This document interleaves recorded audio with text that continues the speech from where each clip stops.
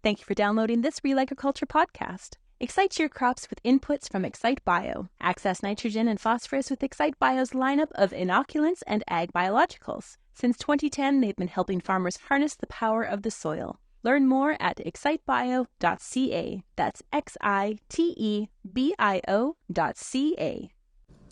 Sean Haney here with RealAgriculture.com and Real Ag Radio, Rural Radio 147, Sirius XM, with Canadian Federation of Agriculture meeting in Ottawa, Ontario, and joined right now by the Managing Director of CAPI. It is Tyler McCann. Hey, Tyler, how's it going? Good, Sean. How are you today? Great. Looking forward to being on the stage with you. We're going to be doing a live recording of Real Ag Radio here today at the CFA meeting. Looking forward to that. But first, we need to chat about a report that CAPI has that you've put out into the market. Now, it's putting two words together that we talk about a lot, trade and sustainability, and how these two connect. What exactly are we trying to accomplish with the report? Well, hopefully what we're trying to do is to make people understand that trade and sustainability don't have to be scary words that go together. I think a lot of people, when they first think of those two words, they think about trade barriers, they think about issues that Canada's going to have exporting its products around the world. But we really see this as an inevitable future. Demands from consumers, from governments, are putting trade and sustainability together. You add in food security. You need to find systems and solutions that work for that work for Canadian farmers, that work for Canadian agriculture, but work for people around the world. And so we worked with our counterparts in the Global Forum for Farm Policy and Innovation to host a workshop last fall in Europe, and the report that we put out is the outcome of that. Does one of those words trump the other? Like, does one come first? Like, is it about sustainability then trade, or is it, hey, we're a trading First Nation and we'll make sure that there is sustainability components to it, or are they kind of even? So I think it's even, equal but different, right? And so really where it starts is at the farm gate, and around the world we need systems that ensure farmers are profitable and productive. And so that's the starting point. How do we make sure that we've got policies in place, systems that improve sustainability, but do it in a way that make farms more productive, more profitable? If we achieve that, then how do we find the right systems that do recognize that trade is good for sustainability? Canadian farmers are a really great example of this. Our beef has one of the lowest carbon footprints in the world. Our canola has got some of the lowest carbon footprints in the world. So how do we build systems that recognize that, give them that advantage? And really one of the key takeaways is we need outcome-based systems. So it's less about how do you grow your canola, and how do we make a system that recognizes that what matters is the carbon emission intensity of that canola. That gives us an advantage. Well, a lot of times I think when we talk about sustainability, we talk about environmental sustainability, but economic sustainability, that goes hand in hand with trade. And the report touches on that we need to do a better job talking and educating about that triple bottom line, so that when people, decision makers around the world sitting in capitals, are thinking about sustainability, they think about that triple bottom line. They think about environmental, but they also think about economic and social sustainability too. What were some of the recommendations in the report then? So we need to do more work around what does an outcome-based framework for trade look like. We need to do a better job around harnessing data.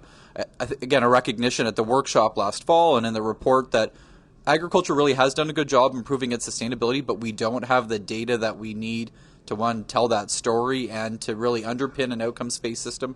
So we need to reconcile that. And the third is we need to really leverage the systems, the forums, to create more dialogue, right? We don't have the solutions for this today. We don't know how this works. A lot of the ideas do potentially lead to trade barriers, so we need to find better forums, approaches to come up with these new solutions to advance the solutions.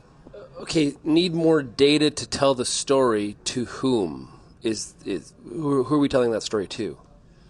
So in a trade context, we're likely telling that story to other trading partners, right? So if Europe is going to say to us, we want your Canadian canola to be sustainable, we need to be able to tell the European regulators where that comes from and what that looks like. But really, Sean, if you look outside of the context of the report around trade and sustainability, so much of the things that you talk about on the radio show on a regular basis, so much of the work that we do at the Policy Institute comes down to we need to be able to better communicate our sustainability story. We talk about how sustainable it is, but we need to do a better job of backing it up with data. I'm betting a lot of the audience says, listen, we're talking a lot about sustainability. I wish we would talk more about trade. That's the one that feels like it's a little bit underserved. And what we would say is we need to talk about those things together, and we need to add in food security too. We need to recognize that the solution that's going to work, that's going to be durable for the long term, is going to be one that puts those things together. The rules-based trading system that underpinned the growth of Canadian agriculture for the last 25 years is certainly under pressure.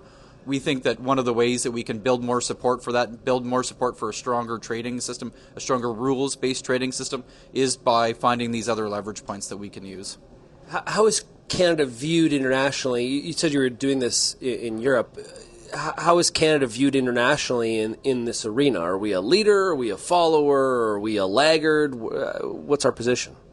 I think one of the interesting challenges is that I think everybody thinks that they're a leader, right? But everybody's got their own vision around how they do it. So the Europeans would think in some ways they're better than we are. I think there's an interesting opportunity with Australia. I've become really convinced that we as Canada need to do more with our Australian counterparts because we're telling a lot of the same stories. Our production systems are pretty similar. And so when we want to go out and convince people that actually our way of farming, largely no-till based farming, using modern biotech, using crop protection products, producing low emissions intensity beef, producing low emissions intensity crops is the way to go. I think we need to find allies because not everybody sees the world the way that we see it. They see their way of small, more intensive farms, more organic farms as a better outcome at the end of the day. The key is you can trade at scale and you can have sustainability at scale. I think a lot of times people get trapped, especially with sustainability, that narrower band that sustainability means we have to do things smaller. That's right. And I think if you look at the issues around food security, again, we bring food security in where outside of North America, consumers in every other region around the world are probably consuming 20% of their calories that's imported calories. And so trade really needs to be happening at scale because we need to move a lot of food around the world. And increasingly, it's not necessarily about those trade patterns are going to look the same every time, but you need that trade relief valve so that whenever there is a disruption in India or China or Africa, when we run into these production issues, trade can kick in and the food can get to where it needs to be. That has to happen at scale. That needs to rely on efficient supply chains. That needs to work on global cooperation, and it needs scale, and it needs these corporate players that can at times be seen like a bad guy do a really good job of moving food from A to B and getting it to where it needs to be. Where do we find out more about the report? You can go to CAPI's website, www.capi-icpa.ca, download it there. Awesome stuff. Thanks a lot, Tyler. Really appreciate it. Thanks, Sean.